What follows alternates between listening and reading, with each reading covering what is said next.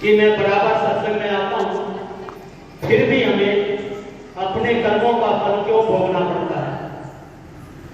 इस आशंका को दूर करने के लिए उसने अपने सतगुरु से प्रार्थना करी, हे सतगुरु, हमें अपने कर्मों का क्यों भोग करना पड़ता है? तो महाराज जी ने कहा, देखो सामने वो ईंट रखी हुई है। बोले हाँ जी। बोले इसको छत पर ले जाओ और छत पर ले जाकर के मेरे सिर पर फेंक के मारो। तो शिष्य ने कहा, गुरुजी आपको चोट लग जाएगी, मैं ऐसा नहीं कर सकता। फिर गुरुजी ने कहा, अच्छा कोई बात नहीं, आप इधर आओ, इस ईंट के वजन के बराबर वो रुई का गठन ले जाओ, वो ले जाकर छत पर से मेरे सिर पर मारो, तब तो मेरे को चोट नहीं लगेगी। तो सतगुरु ने फिर उससे मुस्कुराते हुए कहा, बोले जब हम सत्संग के अंदर आते हैं तो अपने ऊपर बहुत सारी पाप की गठरी लेकर के आते हैं, जिसका इस पत्थर के वजन के बराबर होता है। लेकिन जब जीव बराबर सत्संग में आता है तो जैसे रुई का वजन हो गया, उसके पाप कर्मों का फल भी उसी तरह कम हो जाता है। सत्संग हमारे चरित्र का निर्माण करता है। सत्संग वो सतलोक की सीढ़ी है जो हमें हमारे निज धाम यानी सतलोक में ले जाता है। सत्संग हमें अच्छा व्यवहार, शिष्टाचार सब कुछ सिखाता है। सत्संग में आने से धीरे धीरे मनुष्य के पाप कर्म कट जाते हैं। जैसे जब सतगुरु नामदान की दीक्षा देते हैं तो दीक्षा देते वक्त 75% पाप उसके अपने ऊपर ले लेते हैं, 25% छोड़ देते हैं। 25% इसलिए छोड़ देते हैं कि ये जीव भी कुछ करे। अगर वो जीव नामदान की दीक्षा लेने के बाद बराबर सुमिरन करता है तो वो 25% भी उसके पाप कर्म कर जाते हैं। अगर वो नियमित रूप से सत्संग में नहीं आता, सुमिरन नहीं करता, तो फिर 25 के उसके 100 के बराबर हो जाते हैं। इसलिए सत्संग में जीव जितनी बार भी आए उतना ही कम है, उसके पाप, उसके कर्म धीरे धीरे कर जाते हैं। इस जन्म का तो हमें पता है हमने क्या काम किया, लेकिन पिछले जन्म का हमें नहीं पता हमने क्या काम किया। सत्संग वो सीढ़ी है जो आदमी के जीवन की पार उतारा कर देती है। सत्संग हमारे समाज का भी, हमारे चित्र का भी निर्माण करती है। सत्संग हमें उस मंजिल तक ले जाती है जिस मंजिल तक आदमी ने कभी भी सोचा नहीं। सत्संग क्यों करवाना चाहिए? जैसे किसी जीव के मन में क्या आया, भाई हमारा मकान बहुत बड़ा है और उसकी शुद्धि करवानी चाहिए, शुद्धि के लिए वो पंडित के पास जाता है, हवन के लिए तैयारी करता है। लेकिन सतगुरु क्या है? देह शरीर सतगुरु नहीं है, सबक सतगुरु है। जब सबक सतगुरु संपूर्ण रूप से मालिक बन करके उस जीव के घर पर जाते हैं, तब वो मकान, वो धरा, वो बिल्कुल पवित्र हो जाती है। वहां किसी भी टाइप की नेगेटिविटी यानी कोई ओपनिंग प्राय कुछ भी किसी टाइप की को हवा नहीं रहती, ना वो परेशान करती है उसको। सत्संग करवाने से जिस परिवार में, जिस घर में सत्संग हो रहा है उसका तो कल्याण होता है, लेकिन जितने जीव को बुलाता है वो सत्संग सुनने से उनका भी कल्याण होता है। सतगुरु संपूर्ण है, हाजिर नाजिर है। हाजिर नाजिर इसलिए कहा जाता है कि वो इस लोक में भी है और परलोक में भी है। जब सतगुरु शाम के समय अपनी ध्यान अवस्था में बैठते हैं और भ्रमण करते हैं, तो जिस जीव के यहाँ जाते हैं और भ्रमण करते हैं तो उनको अपने एक स्थूल शरीर है, एक सूक्ष्म शरीर, सूक्ष्म शरीर के द्वारा सब देख लेते हैं मेरे भगत के यहाँ क्या क्या कष्ट है, क्या तकलीफ है, क्या हो रहा है। इसलिए ये चीज हमें नहीं भूलनी चाहिए कि हमारे मालिक को, हमारे सतगुरु को कुछ नहीं मालूम। सतगुरु को सब कुछ मालूम है। जो जीव ज्यादा से ज्यादा अपने जीवन में जितना ज्यादा सत्संग करवाता है वो उतना ही ज्यादा फलीभूत होता है और पाप कर्मों से उसकी मुक्ति हो जाती है। सतगुरु ने अभी पिछले प्रवचनों में बताया, खास तौर पर हमारा नाम से जो भी नाम दीक्षित है, आने वाले समय में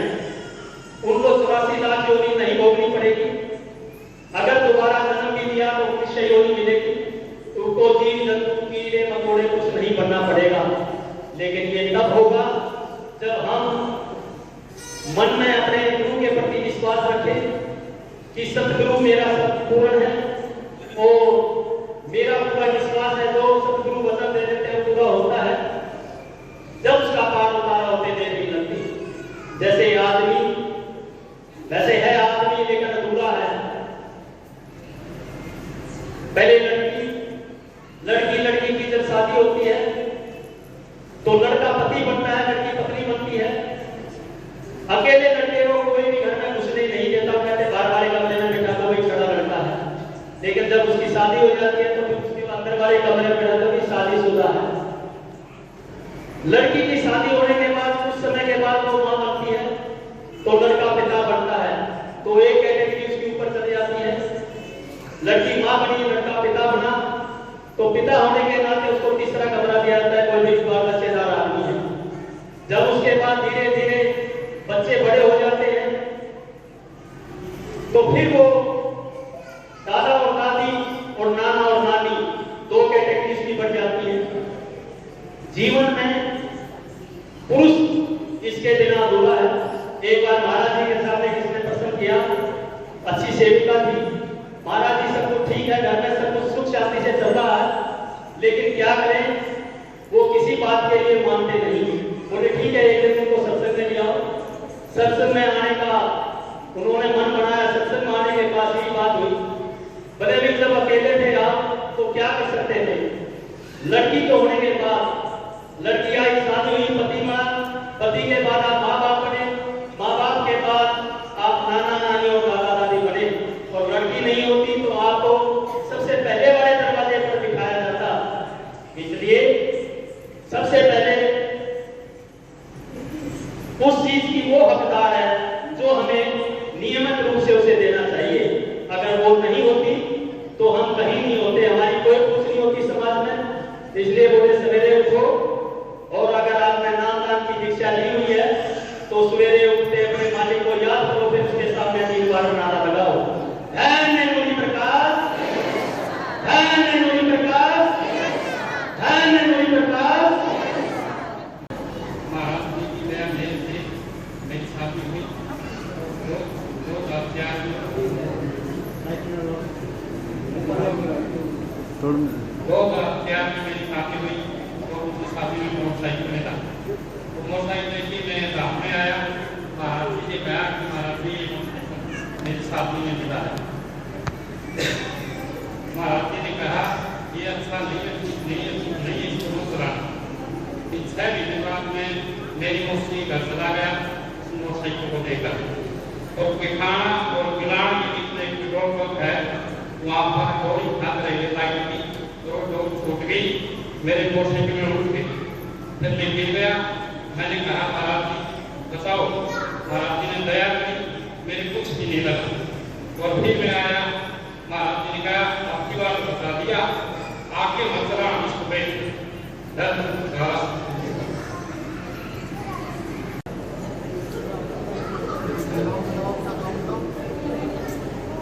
मैं गांव गोरखपुर से, मेरा नाम लाल सिंह है और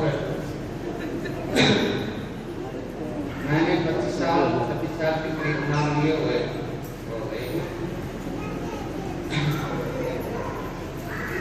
एक बार जब महाराज जी का आश्रम है यहाँ यहाँ सेवा में लगे हुए थे, प्रेशर हो रहे थे, और हमारे साथ एक गति सिंह प्रेमी था। मैं मुसाले के नाते लिए हुए इधर से आ रहा था और रास्ते में चिड़िया था। तो महाराज जी ने तो रास्ते में मेरे पैर से लग गया। तो गति सिंह प्रेमी ने कहा कि ये लगी तो नहीं। तो महाराज जी पास में बैठे हुए थे, लगी तो नहीं लग सकती। तो हम आंसू लेकर चले तो बीच में से जो बीच में से टूट गई और हम पैर की बल्ली थी वो टेढ़ी तो टूट जाती है, लेकिन वो खड़ी बल्ली टूटती थी से। तो हम नीचे गिर गए। तो महाराज जी की दया में से सुमन गति थी, नीचे आए। महाराज जी के दोनों हाथ ऐसे थे। महाराज जी ने पूछा बेटा लगी तो नहीं? सतगुरु की दया में कुछ नहीं हुआ। और दया में तो बहुत बख्शी। और उसके बाद मैं जम्मू कश्मीर में गया हुआ था। जम्मू कश्मीर धाम में गए हुए थे स्वामी संगत के साथ, महाराज जी के साथ। वहाँ इसी तरह एक हॉल है, वहाँ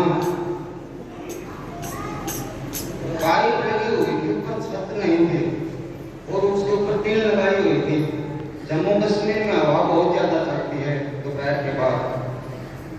तो हम सात संगत के साथ ऊपर दीवार पर थे। दीवार बहुत 14-15 फुट ऊंची थी। तो एकदम हवा आई और सभी चद्रों में नट कसे हुए नहीं थे, पाइप लगी हुई थी। तो हवा ने सब कुछ एकदम ऊपर उठा दिया, चद्रों को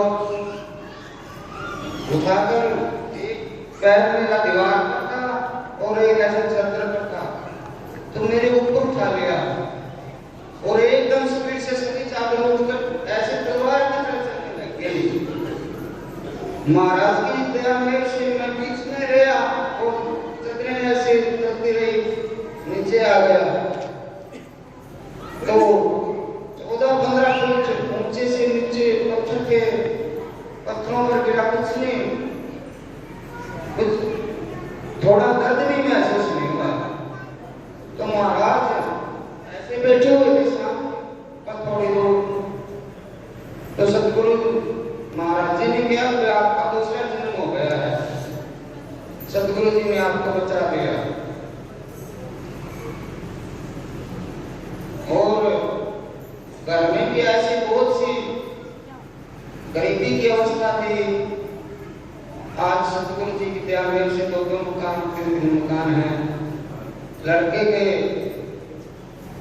एक 2 साल का लड़का था तो 18-20 साल का 22 साल का हो गया है। उसको उल्टी दस्त हो गए, डॉक्टर के पास ले गया। कोई पैसे का भी साधन नहीं था, सतगुरु जी की दया से बच्चों के अस्पताल में चले गए किसी भी तरह। तो डॉक्टर ने कहा कि मैंने सतगुरु जी से अरदास लगाए बच्चे बेचारा। वहाँ डॉक्टर ने कहा कि अगर आधे घंटे के अंदर टीका लगाएंगे दाखिल तो नहीं करते, अगर उल्टी बंद हो गई तो बच्चा बच जाएगा, वरना कहीं ले जाना, बचेगा नहीं। तो मेरे को थोड़ा बहुत ज्यादा डर महसूस हुआ। आधा घंटा बहुत बड़ा हो गया। आधे घंटे के अंदर उल्टी बंद हो गई। तो फिर डॉक्टर ने कहा कि अब बच्चे का कुछ नहीं बिगड़ेगा। 7 दिन रखा फतेहाबाद रवि हॉस्पिटल में। डॉक्टर ने बड़ी दया में दिखाई, सतगुरु की दया थी। तो 7 दिन के अंदर उसका खर्च 700 की तो बेड खर्च था, लेकिन मेरे से 700 की केवल 700 रुपये ले 7 दिनों के अंदर। और जिंदगी में 25 सालों के अंदर सतगुरु महाराज ने बड़ी दया में की है। वो सतगुरु की महिमा अपरंपार है, क्या कुछ कहीं अनंत है। धन्य रवि प्रकाश।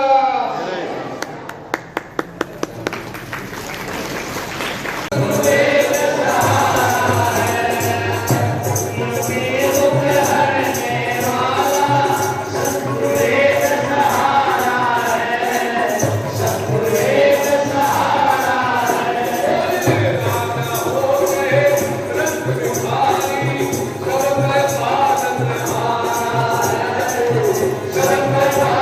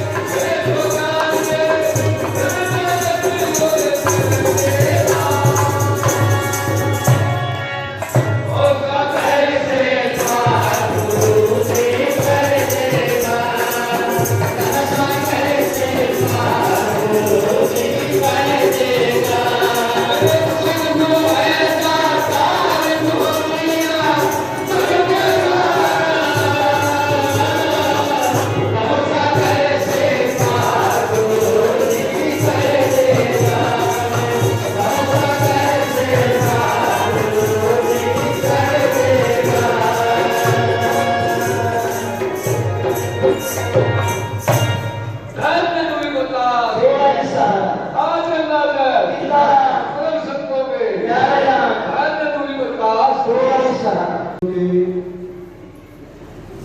सभी प्यारी आत्माओं को सत्संग हमारे धाम गंगौरी के पहुंचने पर आप सबका हार्दिक अभिनंदन करते हैं, धन्यवाद करते हैं, शुक्रगुजार करते हैं, जो कि आप अपने कीमती समय में से समय निकालकर सत्संग में पहुंचे हो।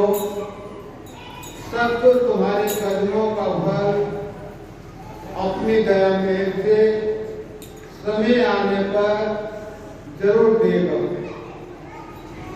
आप लोग याद रखना, वो मालिक भूलता नहीं है।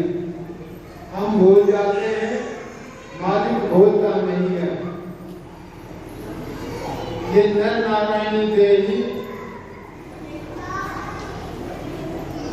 बहुत उत्तम है, अव्वल दर्जे की श्रेणी है नर नारायणी देवी। इस देही में पाताल से लेकर आकाश में परमात्मा के घर तक की दौड़ इंसान कर सकता है, मानव दौड़ कर सकता है। अगर हिम्मत करे तो सब कुछ हो सकता है, अगर हिम्मत नहीं करे तो कुछ भी नहीं हो सकता। भाग्य में तुम्हारे बहुत कुछ लिखा है, पर तुम दोनों हाथों से मिटा लेते हो। अपने भाग्य को, अपने भाग्य की रेखाओं को मिटाओ मत, उनमें और लिखो। हे परमात्मा, हम तेरे नाम पर कुर्बान हैं, तेरे नाम के लिए नौछावर हैं। तू हमारे ऊपर अपनी दया में बनाए रख। हमारे से कोई अवगुण ना हो जाए, किसी का दिल ना दुखाया जाए, किसी के दिल को ठेस ना पहुंच जाए।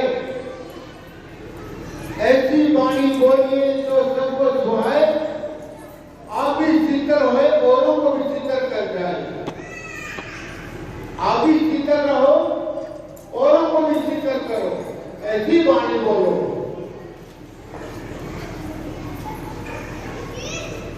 आज ही समय में कलयुग काल का बहुत बड़ा प्रकोप चला हुआ है। कहीं तूफान आ रहे हैं, कहीं भूकंप आ रहे हैं, कहीं समुद्री लहरें आ रही हैं, कहीं जहाज टकरा रहे हैं, कहीं लड़ाइयां हो रही हैं, कहीं बीमारियां फैल रही हैं। क्योंकि कलयुग के अंदर जीव पार होने का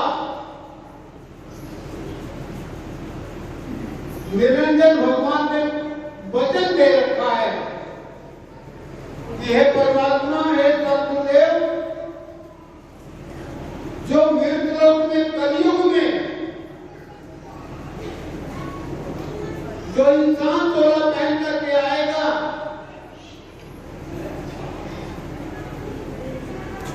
वो भक्ति करने का हकदार होगा। घर गृहस्थ में भक्ति कर सकता है, वनों में तपस्या करने की कोई जरूरत नहीं है। घर गृहस्थ में रहते ही भक्ति कर सकता है। ऐसा वचन सत्पुरुष को दे चुका है निरंजन। तो आप जो है दुख आए या सुख आए, दोनों बातों को छोड़कर आगे निकलो।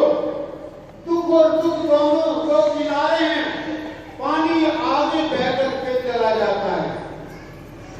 इसी तरह आप लोगों ने दुख सुख को छोड़ करके आगे चलना है, सतलोक में जाना है। राइया अजय रोके मतना, अभी रोक मतना, मेरी मंजिल अजय भी बाकी है। ये कहो हे निरंजन, हमें सतलोक में जाना है, हमारी मंजिल बहुत दूर है। अब हमारे रास्ते में कोई भी बाधा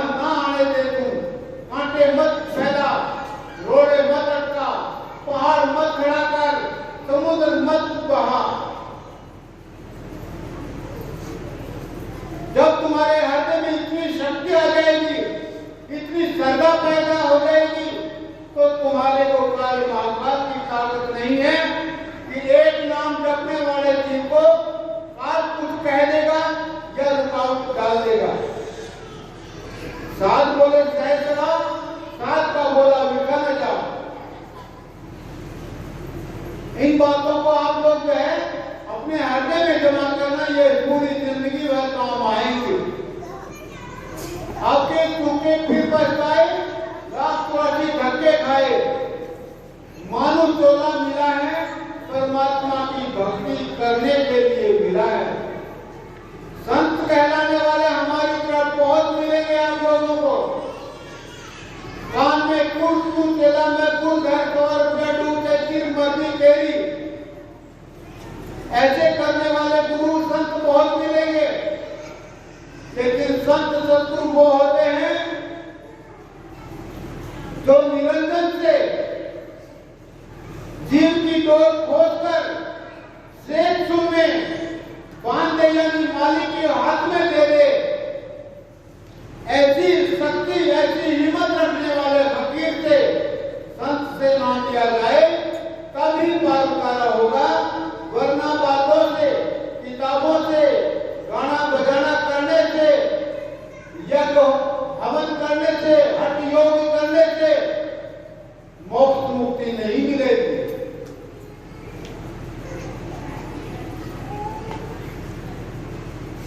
आज के भंडारे का आयोजन कृष्ण से खड़ा हो जाए,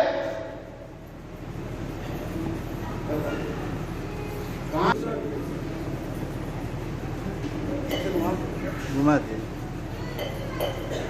कृष्ण सेठ, सकुतर श्री गोपीराम सेठ जी नगला वाले वनपत रहते हैं। इन्होंने अपनी नेक कमाई में से एक एक पैसा बचाकर परमार्थ में लगाया, भंडारे में लगाया। मालिक इनके परिवार पर, इनके रिश्तेदारों पर और प्यारी प्यारी सात के ऊपर अपनी दया मेहर बनाए रखे, ताकि आपके भक्ति में, आपको भक्ति में आनंद मिले, सुमरन में आनंद मिले, सेवा में आनंद मिले, आप आगे बढ़े, आपका कदम सतलोक में पहुंचे, ऐसी उम्मीद हम मालिक से रखते हैं। आजाद सिंह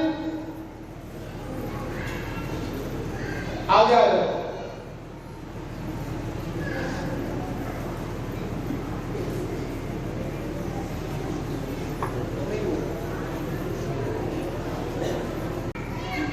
राजस्थान में रामपुरा भेरी है। रामपुरा भेरी गांव है, राजगढ़ के और लोहारू के बीच में। रामपुरा भेरी से जाते हैं, बहल होकर के जाते हैं, तो कोई भी नजदीकी दूर से वहां पहुंच सकता है। 24 तारीख को दिन का सत्संग रहेगा। सुल्ताराम खंड वाला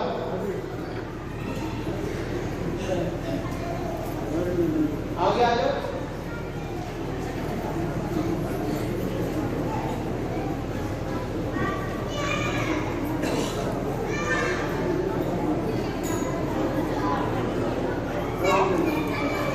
आप सत्संग कराएंगे, सत्संगी करके 2 अप्रैल का सत्संग बहुत शुभ दिन है। सूरज सिंह इनका नाम है। खरड़ और ढाणी कदम के बीच में इनका घर है। ढाणी है छोटी सी, उसमें रहते हैं। वहां पर पहुंचने का कोशिश करें। दिन में 9 बजे सत्संग शुरू हो जाएगा और 2 बजे तक सत्संग चलेगा। हम 9 बजे पहुंच जाएंगे, ठीक है?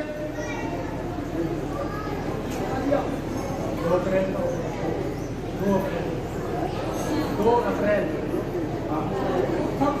बैठो।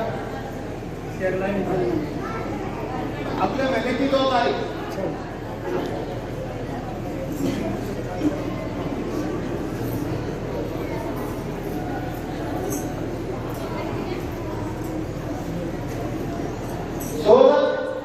सोलह तारीख का सत्संग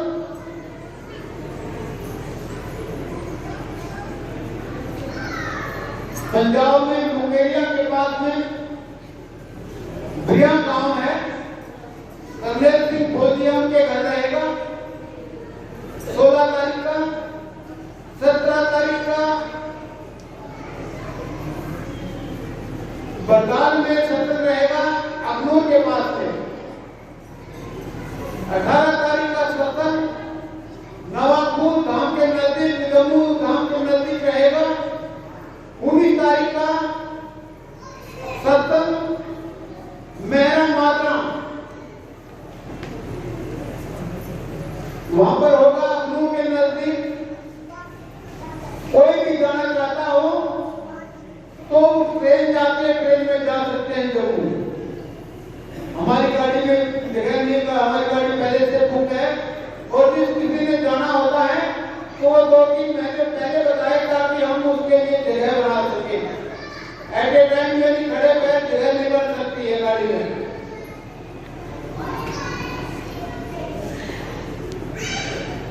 प्रसाद सबको यही मिलेगा, कोई भी उठ करके नहीं जाएगा।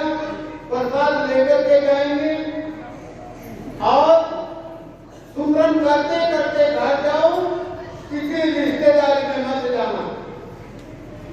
सुमरन करते करते घर से सत्संग में आओ, किसी रिश्तेदारी में नहीं जाना। और नहीं, यहाँ हुक्का पीने वाले भी आते हैं।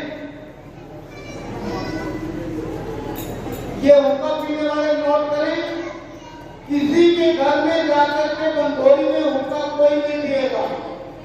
अगर कोई हुक्का पिए किसी के घर में आके तो वो धाम में ना आए तो बहुत अच्छा है।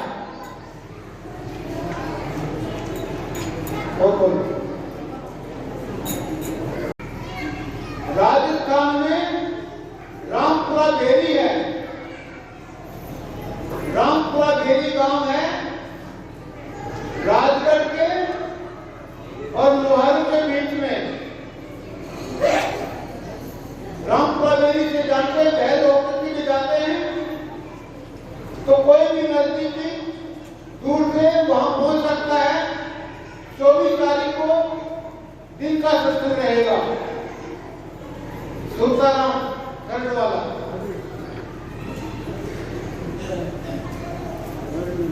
आगे आ जाओ।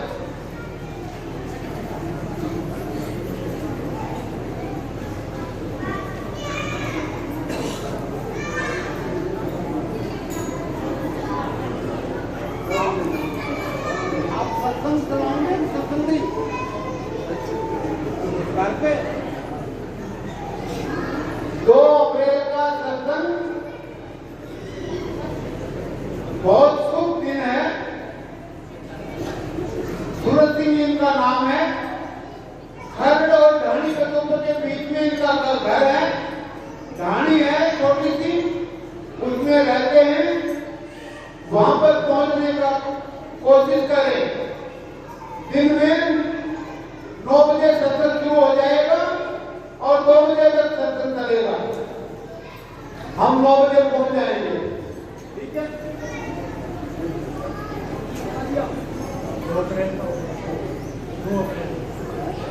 2 अप्रैल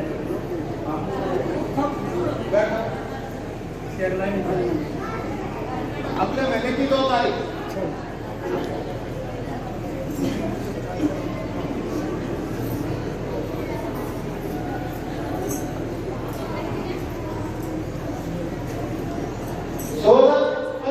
सोलह तारीख का सत्संग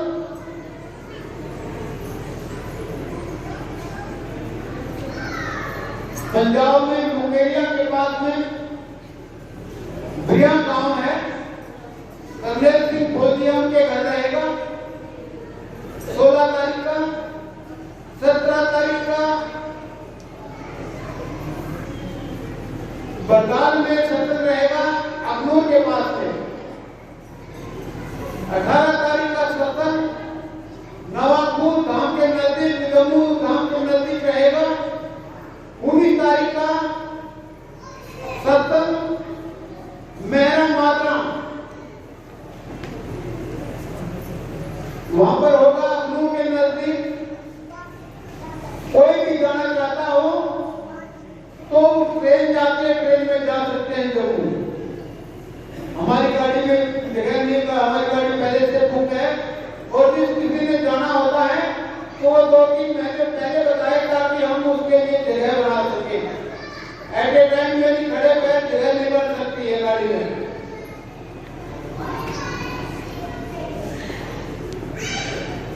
प्रसाद सबको यही मिलेगा, कोई भी उठ करके नहीं जाएगा, प्रसाद लेकर के जाएंगे। और सुमरन करते करते घर जाओ, किसी रिश्तेदारी में मत जाना। सुमरन करते करते घर से सत्संग में आओ, किसी रिश्तेदारी में नहीं जाना। और भी यहाँ हुक्का पीने वाले भी आते हैं। ये हुक्का पीने वाले नोट करें, किसी के घर में जाकर के बंदोरी में हुक्का कोई नहीं पिएगा। अगर कोई हुक्का पिए किसी के घर में आके तो वो धाम में ना आए तो बहुत अच्छा है।